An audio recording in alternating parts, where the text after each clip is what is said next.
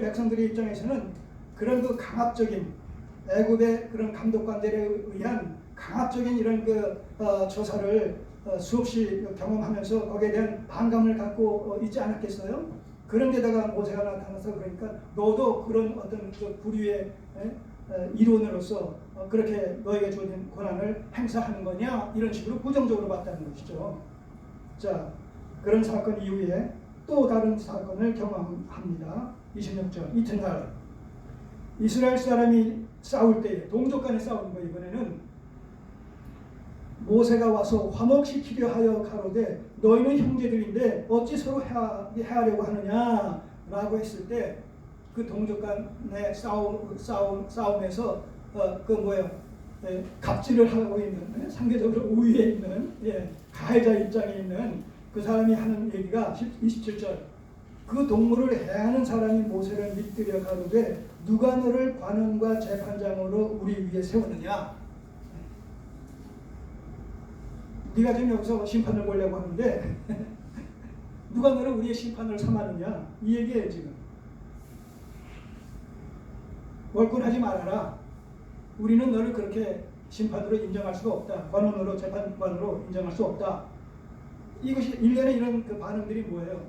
아직 하나님의 때가 되지 않았다는 거죠. 모세가 자기 의지의 발로로 자의식의 발로로 자기 속에는 좋을 대로 이렇게 하면 되겠지 저렇게 하면 되겠지 자기 입장에서 지금 나서고 있는 거예요. 이 하나님의 일을 한다는 것의 중요성과 어려움이 이런 데 있는 거죠. 우리는 끊임없는 죄성의 발로로 말미암아 자의지적으로 어떤 일을 꾀하려고 하는 시도하려고 하는 그런 그 유혹, 그런 충동을 받기가 쉽습니다. 근데 하나님의 일은 하나님의 때에 하나님의 방법으로 해야 된다는 거예요. 여기에 문제가 있는 거예요. 아무리 세상 학문이 애굽의 학문을 통달했다 손 칠지라도 그것이 그로하여금 하나님의 뜻에 합한 자로서의 지도자적인 어떤 사명을 감당할 수 있는 필요 충분 조건을 충족시키는 요소가 될 수 없다는 것이죠. 일자무식쟁이라 할지라도 하나님께서 그를 쓰시기를 원하셔서 부르신다라면 얼마든지 배운 사람 이상의 능력을 가지고 또 지혜와 지식을 가지고 하나님의 뜻을 감당할 수가 있게 되는 것이죠. 우리는 구약의 여러 선지자들을 주께서 불러 쓰실 때에 그 선지자들 그 시대에 무명한 자들이었단 말입니다. 이름도 빛도 없는 자들을 하나님께서 부르셔서 능력 주셔서 쓰셨다는 말이죠. 세상의 원리가 교회 안에서 통용되어지는 동일하게 통용되어지는 그런 그 어떤 원리로 적용되어져서는 안 된다는 겁니다. 왜냐하면 적어도 교회 공동체라는 것은 뭐예요? 이 세상에 존재하고 있는 하나님의 나라이기 때문에 하나님의 나라의 질서가 교회 속에서는 우선적으로 통용되어져야 됩니다.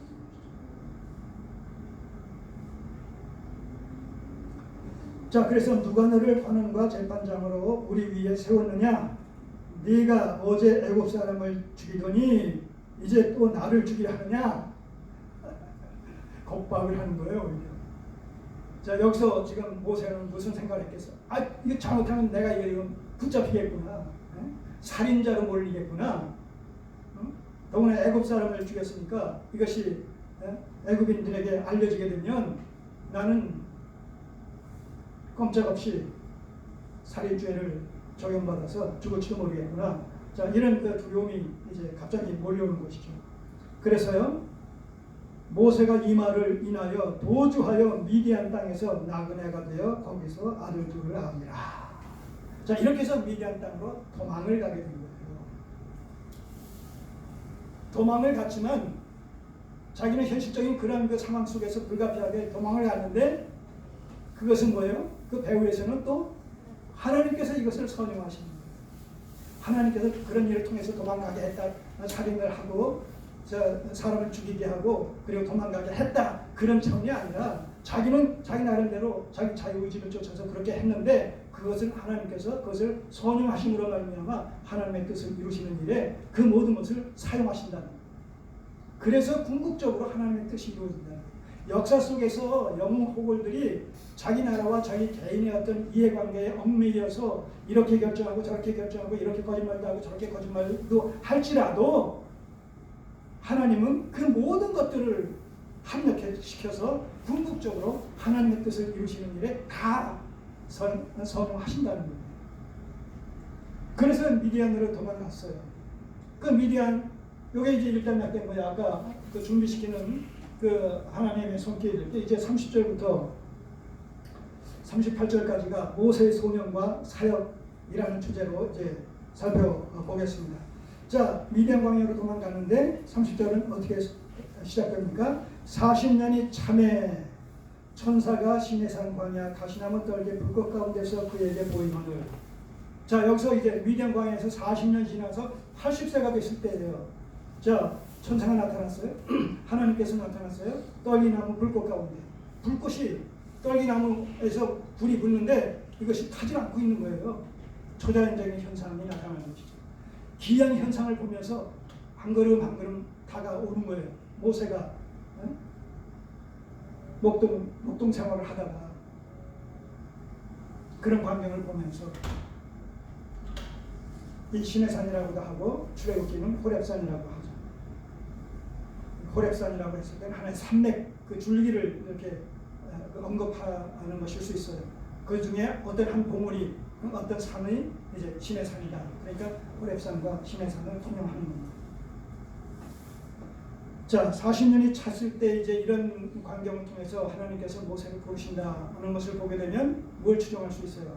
미디안 광야에서의 40년 동안의 삶이라는 것이 헛된 삶이 아니라 알게 모르게 하나님께서 보이지 않게 그를 훈련시키신 그런 연단의 삶이요, 연단의 과정이었다. 하나님의 크신 경륜 속에서 섭리적 작정 기간이었다라는 사실을 우리가 여기서 충분히 미루어 짐작할 수가 있는 것이죠. 오늘 우리도 마찬가지입니다. 우리가 경험한 크고 작은 일들, 좋은 일, 굳은 일, 슬픈 일, 기쁜 일, 이게 다 하나님의 크신 경륜 속에서 다 연단의 일환으로. 오늘 우리 이번 주 암송 구절이 뭐예요? 욥기 23장 10절. 나의 가는 길을 오직 그가 아시나니 그가 나를 단련하신 후에는 내가 정금같이 나오게 하시기 위해서 성숙한 믿음의 반열에 우리를 세우시기 위해서는 훈련이 필요한 거예요. 훈련이 없이는 여러분 운동선수들이 정말 뼈를 깎고 수없이 많은 그런 땀을 흘리지 않으면 투자하지 않으면 뭐예요? 소기의 목적을 메달을 기약할 수가 없는 거예요. 하나님께서 우리를 정금같이 나오게 하시기 위해서 하나님의 백성답게 하나님의 자녀답게 키우시기 위해서 그 위치에 오르게 하시기 위해서 엄청난 훈련이 필요한 거예요. 연단이 필요한 거예요. 그리고 그 연단은 우리가 현실 속에서는 고난과 시련과 핍박이라는 이름으로 불리어지는 하나님의 훈련이 우리에게 주어지는 것이죠. 이거 마다한다면, 이거 회피하려고 한다면 우리는 평생을 유아의 수준에서, 어린아이 수준에서 다하고 하는 이런 수준의 어떤 신앙관을 가지고 평생을 살아갈 수밖에 없을 수도 있겠지요. 그러나 하나님께서 원하시는 것은 그가 아니라는 거예요. 어린아이의 신앙, 청년의 신앙, 아비의 신앙으로 점점 성숙되기를 원하시는 것이죠.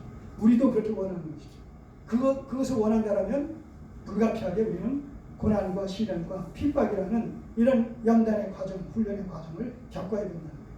이스라엘 백성들이 하나님께서 모세를 통해서 이스라엘 백성들을 출애굽시키셔서 가나안 땅에 저 북쪽 지중해 연안으로 해서 가나안 땅으로 이끌어 들어가셨다면 뭐 열하루길인가 짧은 그 기간 동안에 가나안으로 입성할 수가 있었음에도 불구하고 하나님께서는 우회하셔서 40년 동안을 광야에서 배회하게 하셨단 말입니다. 왜요?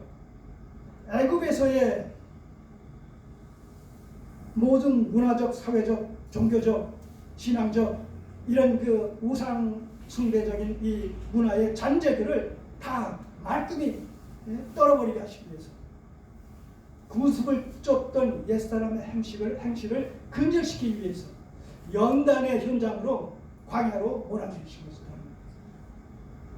그래서 이스라엘 백성들의 40년 광야 생활은 구약 교회로서 이스라엘 백성들의 광야 40년 생활은 신약 교회로서 성도들이 하나님 나라에 들어가기까지 이 세상에서 사는 이 현세적인 삶에 대한 하나의 예표다, 이렇게 우리가 정리할 수 있어요.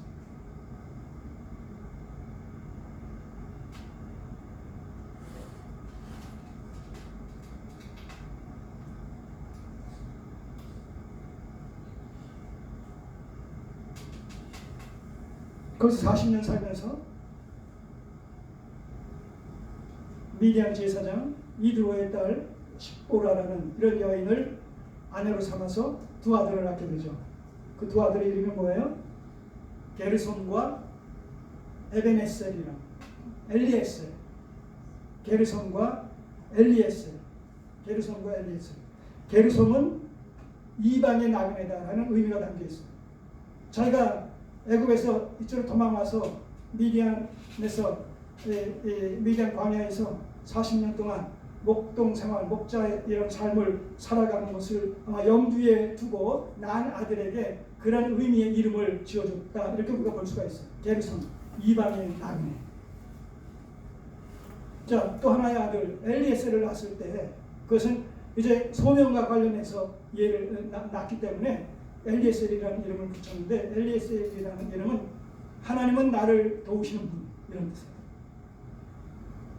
자, 그렇기 때문에 이 게르솜과 엘리에셀이라는 이름은 모세와 직결되어진, 모세 당시의 형편과 직결되어진 그런 이름이면서 동시에 성도가 이 세상을 살아갈 때에 늘 염두에 둬야 되는 인생살이를 대변하는 그런 의미의 이름이다, 이렇게 볼 수가 있어요. 자, 게르솜, 이방의 나그네. 성도는 이 땅에서 어떤 위치에 있는 자들입니까? 바로 나그네와 행인으로서 어디를 향하여 가는, 하늘 본향을 향해서 순례의 길을 떠난 나그네와 행인 같은 이런 신분의 소유자들이 성도란 말입니다. 여러분에게 본향이 있습니까? 이게 굉장히 중요한 질문이에요. 그렇기 때문에 갈 곳이 있느냐 이거예요. 죽음 이후에도 갈 곳이 있느냐, 본향이 있느냐, 그 본향을 향해서 지금 가고 있느냐, 난 본향이 없느냐, 있느냐. 그 다음에 있고 없고와 또 연관해가지고 또 하나 필요 불가결한 하나의 질문, 너를 도울 분이 있느냐 없느냐. 내 본향을 간다라면 그 본향 가기까지 너를 도울 분이 있느냐, 있어요 없어요? 누구예요? 하나님이시다.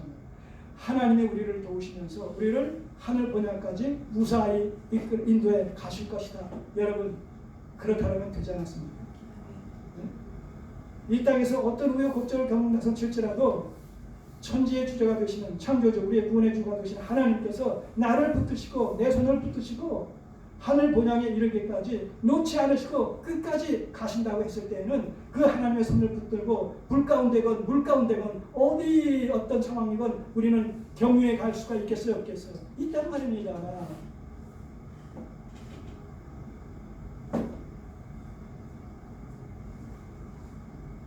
이게 지금 제가 지어내는 어떤 이야기, 가공하는 어떤 이야기가 아니라 성경이 보증하는, 성경이 보장하는, 성경이 증거하는 그런 말씀 아니겠습니까?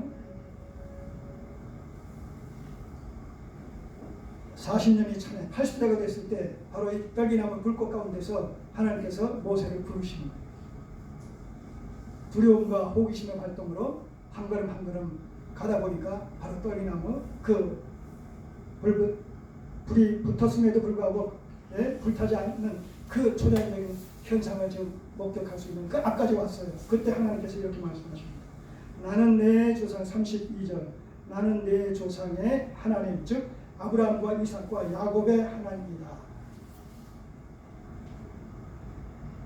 아브라함의 하나님, 이삭의 하나님이 야곱의 하나님이다. 이것은 하나님은 약속하시고 그것을 반드시 성취하시는 언약의 하나님이시다. 여호와 하나님, 언약의 하나님이시다 라는 사실을 우선 1차적으로 강조하는 표현입니다. 언약의 하나님. 약속하신 것을 반드시 성취하시는 언약에 신실하신 하나님. 두 번째는 몇 번 말씀드렸습니다만 나는 아브라함의 하나님이다라고 했을 때 I am the God of Abraham이라고, 나는 아브라함의 현재적인 하나님이다. 이 얘기는 뭐예요? 살아있는 하나님, 산자다. 나는 산자로서의 하나님이다 합니다. 이거는 이중적인 의미가 있어요. 하나님께서 현재적인 하나님이다라고 했을 때, 근데 아브라함이 현재적인 하나님이다라고 했을 때 아브라함도 현재적으로 살아있다는 의미가 되는 거예요. 그래서 나는 아브라함, 이삭, 야곱의 하나님이다라는 얘기는 언약에 신실하신 하나님일 뿐만 아니라, 두 번째는 나는 산자의 하나님이다. 나는 살아있는 산자의 하나님이다. 그런 의미라고 합니다. 마태복음 23장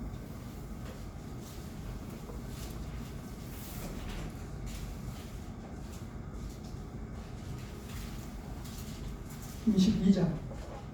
이 사두개인들과 부활이 없다는 사두개인들과의 대화 속에서 주님께서 그런 말씀을 하시지 않습니까? 여기 31절 이하를 보시면 22장 31절 마태복음, 죽은 자의 부활을 의논할진대 하나님이 너희에게 말씀하신 바. 자, 다시 한번 마태복음 22장 31절 이하입니다. 죽은 자의 부활을 의논할진대 하나님이 너희에게 말씀하신 바 나는 아브라함의 하나님이요 이삭의 하나님이요 야곱의 하나님이로라 하신 것을 읽어보지 못하였느냐? 하나님은 죽은 자의 하나님이 아니요 산 자의 하나님이시니라. 하나님은 죽은 자의 하나님이 아니라 산 자의 하나님이다. 아브라함의 하나님, 이삭의 하나님, 야곱의 하나님이라고 말씀하시는 그 말씀 속에서 하나님은 산 자의 하나님이다 라는 것을 강조하고 계시다는 거예요. 하나님은 현재적으로 살아계신 하나님일 뿐만 아니라 그 현재적으로 살아계신 하나님은 산 자의 하나님이기 때문에 아브라함은 이미 수천 년 전에 죽었다 할지라도 지금 하나님 나라에 살아있다는 거예요. 이 땅에서는 죽었지만 하나님 나라에서는 살아있다는 거예요. 그래서 그런 말씀 드리는 거예요. 우리가 이 땅에서 죽는 순간 우리는 다시 사는 거예요. 죽는데 살아요. 죽는데 살아요. 옛사람으로 죽고 새 사람으로 다시 살아나는 거예요.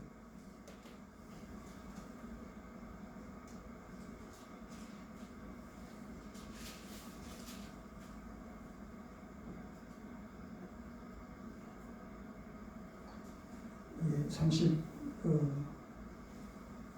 34절까지만 정리를 하도록 하겠습니다. 자, 나는 네 조상의 하나님 아브라함과 이삭과 야곱의 하나님이로라 하시는데, 이 얘기는 주께서 이제 뭐예요?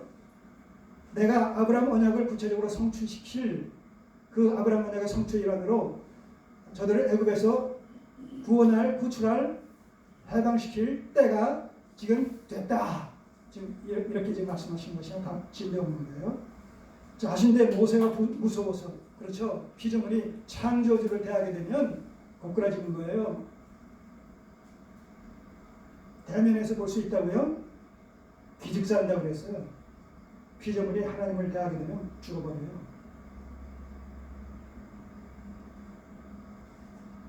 영롱하신 분이 아니에요. 그래서 모세 앞으로 하나님께서 지나가실 때 뒷모습을 보여주지 않았습니까? 물론 우리가 이제 하나님 나라에 들어가게 되면 그때는 상황이 다르죠. 지금은 아직 이 죄의 문제가, 죄의 잠재가 남아있기 때문에 그렇지만 완전한 구원의 하나님의 나라에 들어가게 되면 그 모든 것이, 제약들이 다 극복되겠지요. 자, 무서워서 감히 알아보지 못하더라. 33절, 주께서 가라사대 네 발의 신을 벗으라. 너 섰는 곳은 거룩한 땅이라. 자, 이것은 거룩한 땅이 따로 있는 것이 아니라 하나님께서 계신 하나님께서 임재하신 그곳이 거룩한 곳이죠. 그래서 성전이 뭐예요? 구약시대 성전, 하나님이 임재하시는 곳이기 때문에 그게 거룩한 전이라고 해서 성전이라고 합니다. 하나님이 거기 계십니다. 근데 성전에 하나님이 계신다는 얘기는 실제로 계시다는 의미가 아니라, 왜냐하면 하나님이 사람이 지은 건물에 갇혀 계실 수가 있는 분이 아니시기 때문에, 하나님은 하늘과 땅, 우주 만물 가운데 충만히 임재하시는 무소부재하신 분이 하나님이시기 때문에, 단지 성전이 하나님의 거하시는 처소다라고 했을 때 그것은 상징적인 표현입니다. 상징적인 표현. 하나님이 그 가운데 계시다라는 것을 상징적으로 보여주는, 인간은 무소부재하신 하나님이라는 그 개념을 이해하지 못하는 것이죠. 그렇기 때문에 제한된 장소에 임재하고 계시다는 것을 상징적으로 보여주시면서 우주만 가운데 충만하게 거하시는 분이다. 이렇게 이제 발전시켜서 설명을 하는 그런 의미가 거기 담겨 있는 것이죠. 자, 그래서 네 발의 신을 벗으라. 네가 섰는 것은 거룩한 땅이다라고 했을 때도, 또 한편에서는 바로 이 성전 개념, 잘못된 자들의 성전 개념을 이 말씀을 통해서 또 교훈하고자 하는 그런 의도가 여기 따로 있는 것이죠. 왜냐하면 유대인들은 끊임없이 하나님께서 성전에 계신 것으로 그렇게 알고 있단 말입니다. 상징적인 의미로서 성전에 임재하고 계시다는 그런 것이 아니라 실제 거기에 임재하시다라고 하니까 주님께서 사흘만에 성전 헐라 내가 짓겠다라고 했을 때 신성모독죄로, 참남죄로 그렇게 예수님을 잡아 죽이는 일에 혈안이 됐던 이유가 바로 그런 데 있단 말입니다. 이런 구약, 이 당시에 그 구약만저들이 갖고 있었던 그런 상황 속에서 구약을 절대시하다 보니까 구약은 예표요, 신약은 실체요, 언약과 성취라는 이 맥락 속에서 예표와 실체의 이 점진성의 어떤 원리를 저들이 미처 충분히 깨닫지 못하는 가운데서 어떤 고정적인 관념에 사로잡혀 있을 수밖에 없었던 그 예 중에 하나가 바로 이런 성전 개념이란 말이에요. 그러니까 여기 계시다라고 했을 때 뭐예요? 그 호렙산 그 현장이 뭐예요? 그게 성전인 거예요. 에덴 동산에 나타나셨다? 에덴 동산이 성전인 거예요. 누구에게 나타나셨다? 그 나타난 그것이 성전이 되는 거예요. 그러니까 하나님은 무소부재하시다 말이죠.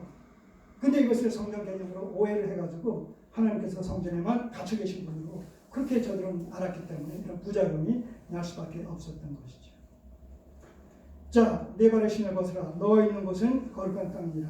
내 백성이 애굽에서 괴로움 받음을 내가 정령히 보고 그 탄식하는 소리를 듣고 저희를 구원하려고 내려왔노니. 자, 이거 보게 되면 자칫 하나님께서 이스라엘 백성들을 출애굽하시려고 하시는 이 사건이, 이런 사건이 저들이 고통을 감내하기 힘들어서 탄식하기 때문에 그 탄식 소리를 들으시고 어쩔 수 없이 우는 아이 젖준다라는 심정을 가지고 지금 이제 출애굽을 시키시려고 하신다. 이렇게 이해하게 되면 안 된단 말입니다. 이미 앞에서 뭐예요? 때가 참에 아브라함 언약의 성취의 시기가 왔음에 이런 얘기가 앞에 계속 나오고 있잖아요. 다시 말해서 하나님의 구속의 경륜 속에서 섭리적 작정의 시기와 작정의 때가 찬 것과 이스라엘 백성들이 고통으로 고욕으로 말미암아 탄식하는 것과 이것이 뭐예요? 일맥상통하는 이런 그 상황이 지금 벌어지고 있다라는 그런 의미에서 이렇게 말씀을 하고 있는 것이지, 하나님께서는 생각도 없는데 떡줄려면 생각지 않는데 김치국도 마신다라는 이런 심정이 아니란 말입니다. 우는 아이에게 젖준다라는 그런 의미로서 하나님의 뜻이 이루어지는 것이 아니에요. 여러분, 우는 아이에게 젖준다라는 것으로서 우리가 하나님을 섬기는 신앙생활을 하려고 하다 보니까 지성이면 감천이다라고 하는 이런 맥락 속에서 그 하나님의 마음을 우리가 어떤 행동을 통해서, 어떤 신앙적인 어떤 거룩한 행실을 통해서 하나님의 마음을 우리가 감동시키셔서 하나님은 생각지 않는데 내가 하나님의 마음을 움직여서 하나님을 하여금 내가 필요한 어떤 것을 하게 하시는, 또 주게 하시려는, 그렇게 하나님을 우리가 좌지우지 할 수 있는 것으로 생각한다면 그건 정말 착각이란 말입니다. 하나님께서는 만물과 만세를 그분의 기뻐하시는 뜻 가운데서, 작정 가운데서 섭리해 가시지, 우리가 이런다고 해서 저렇고 저런다고 해서 저렇고 그런 분이 아니란 말입니다. 그렇게 생각할 수밖에 없는 이유가 뭐예요? 우리가 자꾸 이러면 저러고 저런 지성감천주의적인 생각을 가질 수밖에 없는 것이 뭐예요? 하나님에 대한, 성경을 통한 하나님에 대한 신관이 바르게 정립되어 있지 않기 때문에, 우상 숭배적인 관점에서 자의적 숭배라는 이런 관점에서 하나님을 생각하니까 표현은 하나님인데 그 하나님의 정체는 우상이 된단 말입니다. 그래서 이게 기복주의 신앙이라고 말씀드리지 않았어요? 여기서도 마찬가지. 저들이 탄식하고 부르짖음에 하나님께서 불쌍히 여기셔서 긍휼을 베풀어 주시기 위해서 내려온 것이 아니라 하나님의 때가 찼기 때문에, 근데 그 때가 찬 것과 그 때가 찬 것은 하나님의 구속사적인 관점에서, 근데 저들이 부르짖는 것은 현실적인 관점에서, 이게 현실적인 관점과 그 이면의 그 본래적인 관점, 이게 구속사적인 관점이고 이게 세속적인 관점이라고 하지 않았어요? 예. 이 세속적인 관점은 뭐예요? 구속사를 성취시키는 하나의 수단과 방편이다, 이렇게 말씀드리지 않았습니까? 예. 그러니까 하나님의 때가 찼기 때문에 그 하나님의 때가 찬 것과 저들이 고역으로 탄식하는 것과 이것이 일치가 되어지는, 표면적이고 이면적인 이 관계가 합체가 되어지는 이런 모습을 여기서 우리가 보게 되는 것이죠. 자, 그래서 시방 내가 너를 애굽으로 보내리라 하시니라. 이제 바야흐로 80세에 이른 이 모세, 40년 동안 애굽궁에서 세상적인 모든 학문을 두루두루 섭렵함으로 말미암아 세상적으로도 누구에게나 뒤지지 않을 만큼의 필요 충분적으로 다 갖춘 그가 이제 미디안 광야의 40년 하나님의 훈련 과정을 통해서 철저히 자기 부인의 상태로 들어간 거예요. 나중에 가라고 하니까 뭐예요? 난 입 밖으로 해가지고 자꾸 회피하잖아요. 그럴 정도로 낮아졌단 말이죠. 자기 부인, 하나님 뜻대로 하옵소서, 그런 상태가 됐다는 것이죠. 자, 이렇게 해서 이제 모세가 본격적으로 애굽을 향해서 목숨 걸고 나아가며 아울러 이제 출애굽 사건에 귀하게 쓰임받는 모습을 보게 됩니다. 자, 이런 사건을 통해서 지금 스데반이 이런 얘기를 하는 것은 결국 뭐예요? 너희가 나를, 모세를, 그리고 모세가 받은 율법을 내가 경히 여기고 그들을 무시했다라고 하는데, 지금 이런 얘기를 통해서 지금 끊임없이 모세 얘기를 하면서 뭐예요? 스데반은 모세의 그 위대한 그의 지도자 삶, 하나님 앞에 부름을 받고 쓰임받는 그의 모습을 얼마나 지금 역설적으로 강조를 하는 것을 통해서 내가 지금 모세를 모독하고 율법을 변개시키려고 하는 것이 아니라 오히려 이제 나중에 나오지만 그들이 지금 우상을 만들고 불순종하면서 율법을 불순종하고 모세를 거역하고 함으로 말미암아 너희들 조상들이 그렇게 불순종했고 그 불순종한 너희들의 조상들의 후손이 바로 너희들이다. 그러니까 너희들이 불순종했지 내가 불순종하는 것이 아니고, 너희가 모독했지 내가 모독한 것이 아니고, 너희가 모욕을 했지 내가 모욕한 것이 아니다. 이거 지금 자기 변호를 하는 것이죠. 그러면서 그 모세가 누군 줄 아느냐? 그 모세가 얘기하기를 너희 가운데서 내가 다른 선지자를 세울 것이다 라고 했는데, 제2의 모세를 운운했는데 그 제2의 모세가 누구냐? 바로 예수 그리스도다. 근데 그 모세를 너희가 거역했듯이 그 모세의 실체로 오신 예수 그리스도를, 메시아이신 예수 그리스도를 너희 조상이 모세를 거역했듯이 그 후손인 너희가, 유대인들이 그 참 모세로 오신 예수 그리스도를 거역함으로 말미암아 그들이 불순종한 것 같이 너희도 불순종했다. 그러니까 우리가 불순종한 것이 아니라 너희가 불순종한 것이다. 불순종도 불순종 나름이지 그 참 모세 메시아를 너희가 죽이는 일에 그를 기꺼이 내어주지 않았느냐. 이런 천인공노할 이런 범죄가 어디 있느냐 라고 했을 때 저들이 회개한 것이 아니라 이놈이 감히 하면서 그냥 즉각 그를 사형에 처하는, 돌로 쳐 죽이는 이런 사건이 급기야 일어나게 되는 것이죠.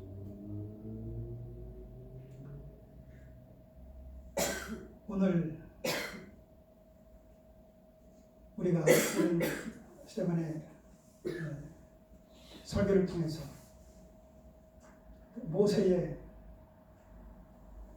출애굽 사건과 관련되어진 이런 내용을 통해서 참 모세 되신 그 예수 그리스도의 구속 사역으로 말미암아 우리가 구속함을 받고, 또 모세가 이스라엘 백성들과 하여금 구약 교회를 이루게 하신 것처럼 또 모세의 실체로 오신 예수 그리스도께서 자신의 구속 사역의 근거에서 신약의 교회를 또한 이루어 주신 사실을 우리가 이제 나머지 부분에서 살펴보면서 그런 의미에서 구약의 교회가 그리스도 안에서 참 교회로 출현하게 된 신약 교회를 예표하고 있다는 이런 사실들을 우리가 다시 한번 정리하면서 우리는 더 이상 예표의 시대, 그림자의 시대에 살아가고 있는 것이 아니라 그 완성된 실체의 시대에 살고 있다는 것이 얼마나 참 복된 일이고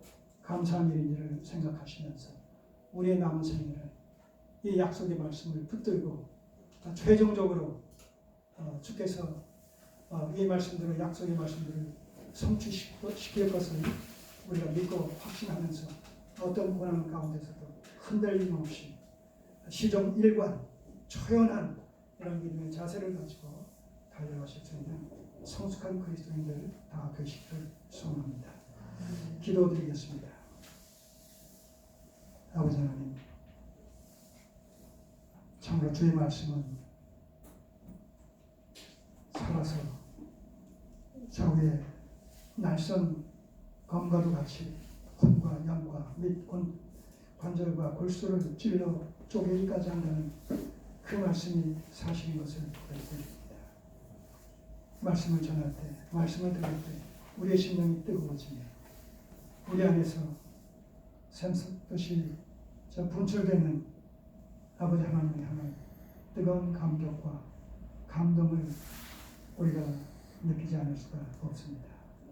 성령께서 그 약속의 말씀들을 우리의 심령 속에 움켜주시고 또 능력으로 역사되게 하셔서 넉넉히 세상을 이기기에 부족함이 없는 성숙한 그리스도인들로 우리를 삼아 주시옵소서.